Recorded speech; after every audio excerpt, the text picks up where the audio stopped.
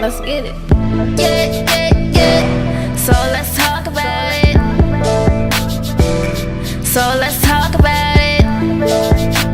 You only gonna... Hi viewers, you already know who it is. It's your girl Genesis Omega, and I would like to thank all the viewers for tuning in to Talks with Genesis Omega. So today on episode 7, I have a very, very special guest, Mr. Mitchell.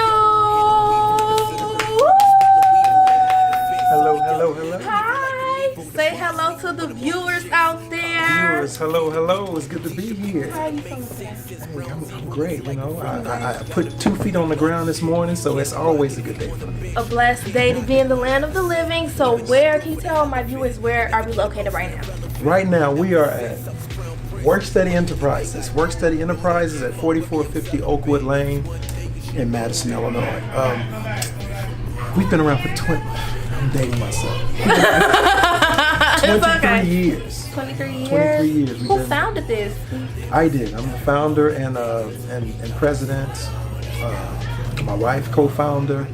Just wanted to help single parents that children having trouble with homework. I want to be there to assist them so that no one's left in the cracks, so to speak. And 23 years later, we're still doing it. We blossomed and doing even more. I can remember this place when I was little and everything. We had a couple of baby showers here as well. Yes, Do you remember that? I'm pretty sure you remember what goes on in your building. This building here used to be the office. This was the Oakwood Community Center. All of the games, the basketball games and everything was done in that gym right there. Are you serious? Believe it or not, parents, I don't know how we used to fit in there, but we did. Yeah, this was the office where you come and register and everything, and we were able to keep it going because there's a lot of history here, as you said. My sons grew up in this building. I remember like it was yesterday. So when the vision came about to go this particular way, do you remember like it was yesterday exactly? Can you tell my viewers exactly how it happened? Like, man, I know I need to do this. It's on my heart. The first steps you did, everything. You know, honestly, Genesis, I get tired of meetings. I can't stand meetings. I mean, they have to be productive. They have to. So I said, I was done with the meetings. I rolled my sleeve. I saw the need that needed to be fulfilled, and I decided to roll my sleeves up and do it. And do it. Yeah. So as far as where do you want your business to go thus far? Because you've definitely accomplished a lot. I see the kids running around, basketball in the gym and everything. Amazing kids. The vibe here is upbeat. Employment, like how do you fill in employment spots here? And is it any openings for my unemployed viewers? It's okay. It's okay. A lot of people say that we can't work together, you know, as our community, but I've defied that. Over the years, my accountant and different vendors that work with my business are other black-owned businesses, and excuse me. Yes, it's a lot of opportunity. I am pridefully saying we hire from the community, and we have for years. Yes, is it a lot of youth? Lot of youth. We have a lot of different people on the payroll, from teachers with masters to an accelerated high school student. Very diverse. To me, it's about results. The one that can get through to your child the best, that's the one that's going to be working with them. You know, so hey, I'll keep it 100. Right. I was in school, you know, it might have been that cute girl, or, you know, a couple rows over that, you know, could tell me something that struck us like, you know. What high school you went to? No, I'm talking about college. Wait, what college you went to? Alabama A&M. Alabama, what? Bulldogs in the house. What? I just graduated from Peay State. Okay. How do you feel about Peay State? You can let me know. Peay State I was at Peay State last week for a concert they had. What concert? How did I not know that? It was a jazz concert. It was nice, really nice. So you like jazz music? What type of music do you like for the viewers out there? What's your favorite kind of food? Being a musician, I sing and I play instruments. What? You sing? I love all kind of music. Are you serious? Yes. Do you who's your favorite artist? I like the singers, the Donny Hathaways, the Luther Vandross. Oh yes. Stevie Wonders. I like the Neos of today. I love Neo. I love Neo. Yeah. So I know you've been working with my brother and covering things. Phenomenal. How do you feel about him? Jethro is, you know, it just does my heart so good to see millennials, you know, right. you know, that are grasping knowledge, And he could have kept it to himself. But he's Seriously. teaching. Don't mind sharing this knowledge with people.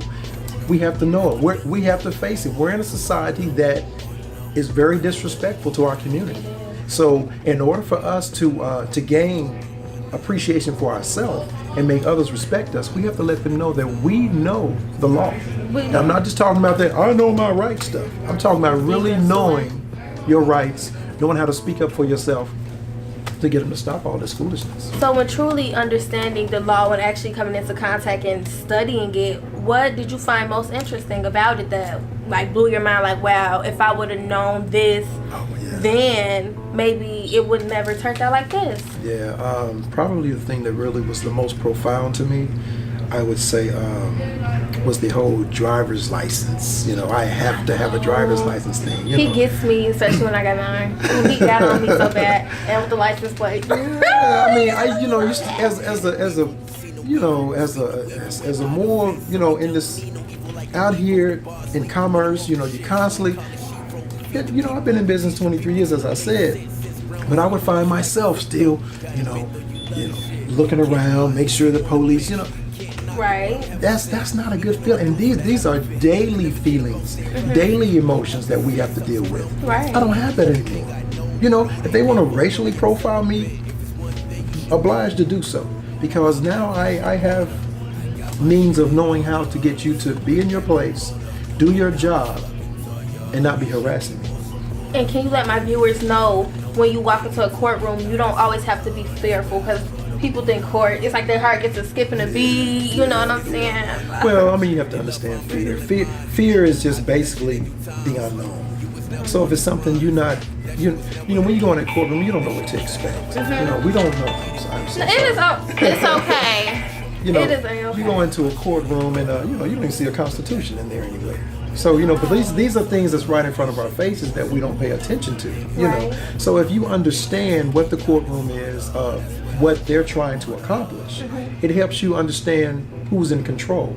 Right. For so long we look at the black robe and everybody. It's an intimidating, and it's meant to be intimidating. That's their strategy. Their tactics is to fear, is put fear in you, intimidate you, and things like that. But if you know the law, you're not intimidated by that any longer. Being that you have sons, because I don't know if you know this, but being that you have sons, is it a type of fear that you do have for them, and then letting them know that you do have to know your law? Because our African American men and African American we have a target on us and them. So how do you feel?